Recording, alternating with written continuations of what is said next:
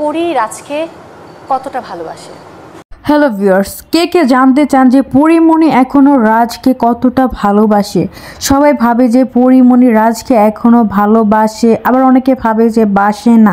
তবে তার মুখে শুনে নিন সে পরিমণি যে রাজকে এখন আগের মতো ভালোবাসে কিনা, কারণ তাদের সংসারটা প্রায় 1 বছরের উপরে একসাথে নেই, কারণ তাদের সংসারটা ভেঙে গিয়েছে এবং তাদের একটা পুত্র সন্তানও রয়েছে তাদের দুজনের।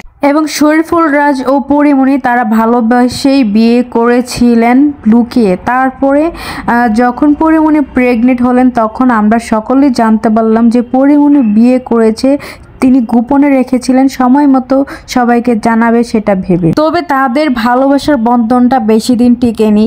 তো একটা টক শোতে ওনাকে প্রশ্ন করা হলো যে পরি কি রাজকে এখনো ভালোবাসে?